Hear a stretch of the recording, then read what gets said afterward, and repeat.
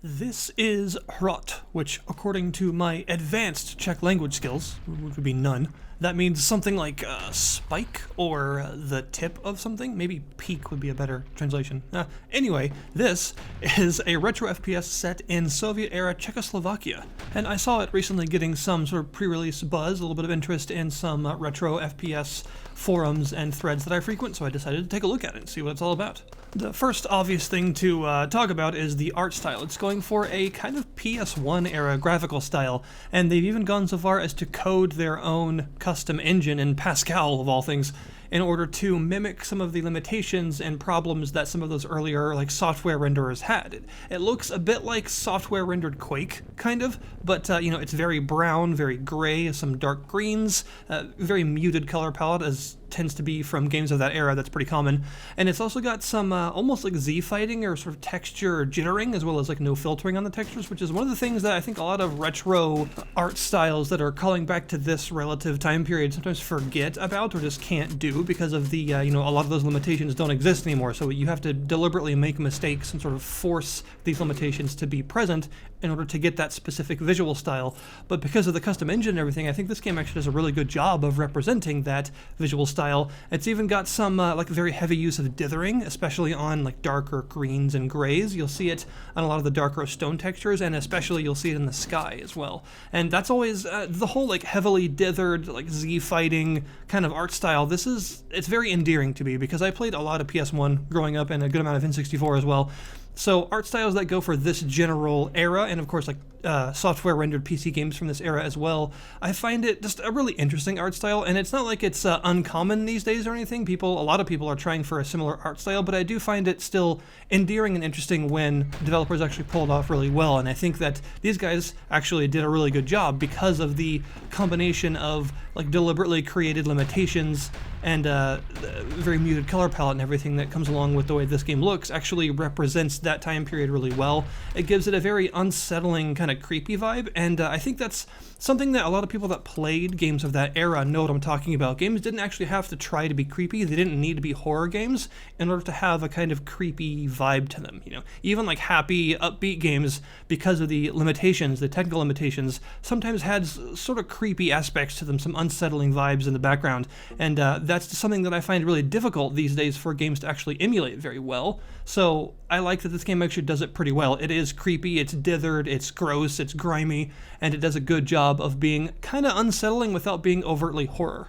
I also can't help but be reminded of Stalker when I'm playing this because, well, I love the Stalker games, as anyone that's followed this channel for any period of time would know, but also the game being set in 80s Soviet bloc area. And it even mentions that the events of the game take place after an unnamed 1986 disaster, which is pretty clear to me we're probably talking about Chernobyl-style stuff going on here. It's probably some alternate history shenanigans with the Chernobyl power plant and all that. So that's really cool. You don't see that theme, Soviet bloc, glorious communist era stuff, that is reached for very often. This is not a common theme in video games, and I always love it when it appears because it's a pretty unique idea. It has its own aesthetics, its own atmosphere, and it's just a little bit different than a lot of relatively modern settings. It feels modern while also feeling, as someone that lives in the US, odd and different in a way that I appreciate.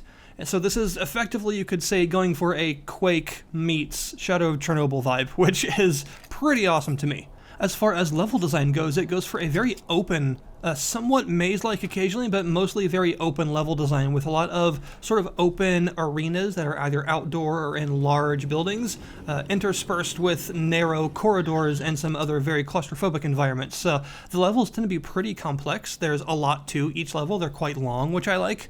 And they're definitely not simple. There are lots of switches and buttons and secrets and hidden walls and all sorts of things, destructible bits, some interactable things you can do silly stuff like kiss portraits of communist leaders or ride around on a really janky moped for a little while and probably hurt yourself and silly stuff like that, which helps with the atmosphere and the overall theme of the game. It's great. And I really do like the level design a lot. I think it's actually my favorite aspect of the game. It's fun to explore the levels. They're pretty rewarding to explore because there are so many secrets, and so many of the secrets are very well hidden and hard to find, but also because they're complex enough while also being simple enough to feel like they fit in the time, if that makes sense. They feel like very well done, Quake level packs or something. So they're large and very complex, but not super maze-like, so they're really frustrating to navigate, if that makes any sense. But there's also a good amount of backtracking, but in my opinion, a lot of the backtracking is the good kind of backtracking in games like this, which is where the level actually changes. You're not repeatedly making rounds around the same parts of the level with no differences just to get to a certain door or whatever. Now, more often than not, you're actually exploring back through areas that have now changed, with new enemy spawns, some walls lowering, revealing some new passages and new enemies and stuff like that. That's the kind of thing that I enjoy in a lot of modded classic FPS levels. That's something that I found to be very popular in like some Doom map packs and things, having a lot of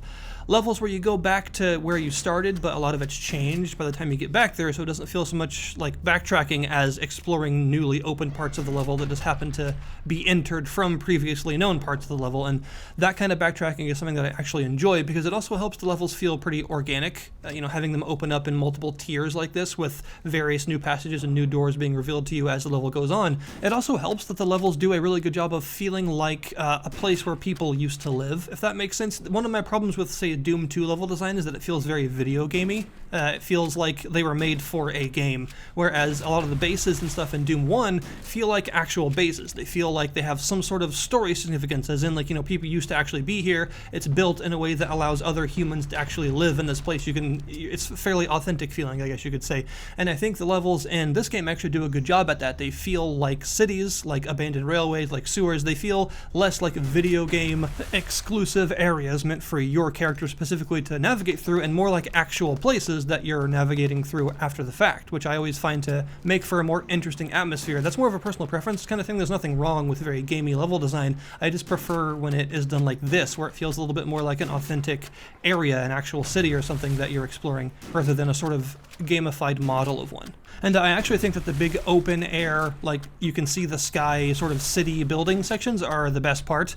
They have some really fun enemy encounters in them, lots of strafing capabilities and stuff, very open areas where there can be a lot of enemies at once without feeling overwhelmed, and they're just fun to explore. They have a lot of detail in the environment, so they look quite good, and honestly, the way that the exploration, the way that especially like the city aspects and building aspects feel, and the way that like environmental manipulation, like all the switch finding and stuff works, it feels a bit like a build engine FPS to me. It feels kind of like, like a Duke Nukem or Shadow Warrior, that sort of style in terms of how the levels themselves are actually set out and how you interact with them. I think that's what it reminds me of the most if I was to go for like a classic FPS vibe that gives me. So yeah, I really do like the levels, and there are currently, I believe, 8 levels in the early access, and I can't help but notice that when you actually beat what's currently available in the early access, it gives you a recipe for beef stroganoff. A pretty good recipe too, actually, which is, again, it goes for that whole very silly vibe that it has while also being kind of dark and serious at the same time, which I always appreciate. Also important, of course, in any classic FPS is the weapon selection,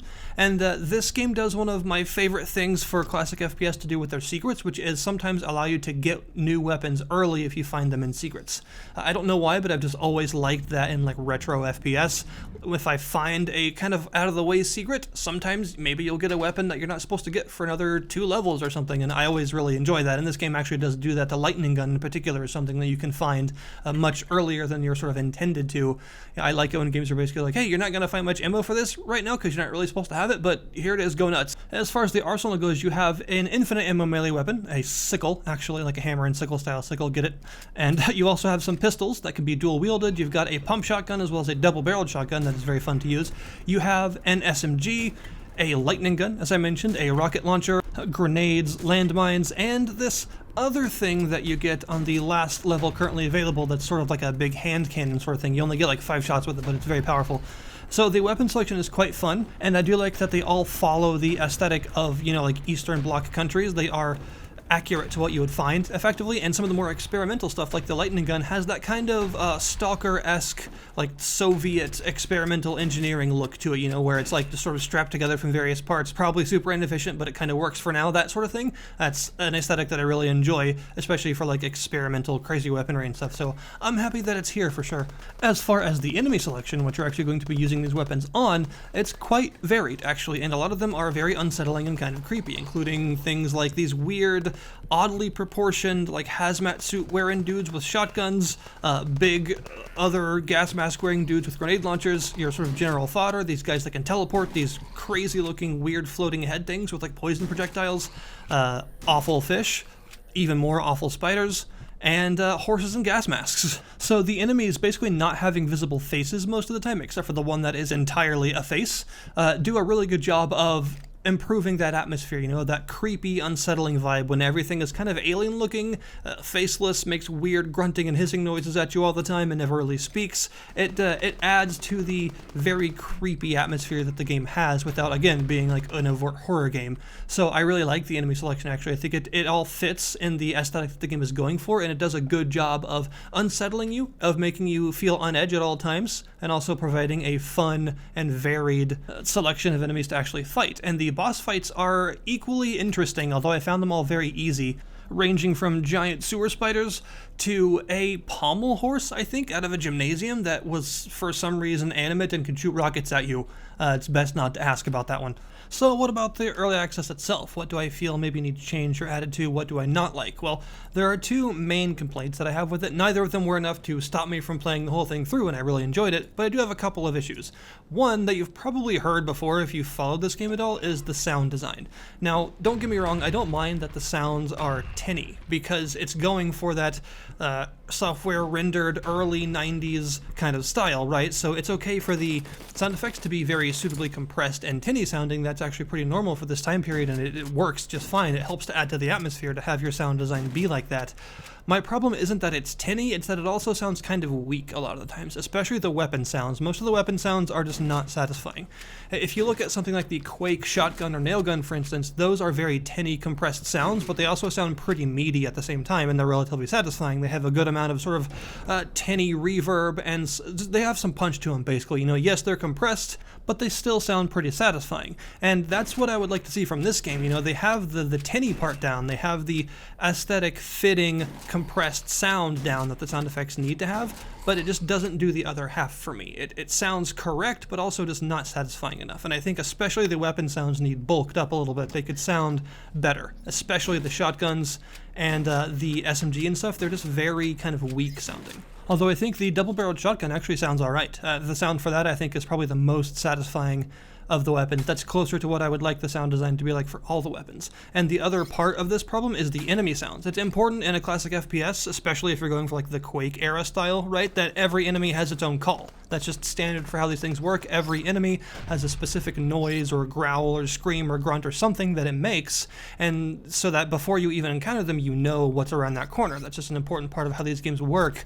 And the monsters in this game do all have their own unique sounds, and they're suitably creepy and compressed and everything. The problem is, though, it almost feels like they're a little too tinny and compressed, because they have the sounds, but several of them have like a similar sounding sort of like low metallic hiss noise, and the sounds are so compressed that it's actually, they all sound kind of similar. You know, it's not that the monsters don't make individual sounds, it's that they're too similar sounding, so they're hard to tell apart, making them all kind of meld together into just like atmosphere instead of unique monster calls.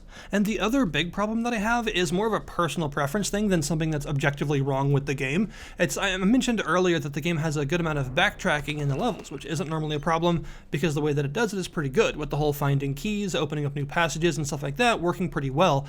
But it also has some of what I would personally consider to be a sort of backtracking that I don't like as much, which is the sort of switch hunting things, right? You find a button on a wall somewhere halfway across the level, a door opens when you press it, now you have to find where it was.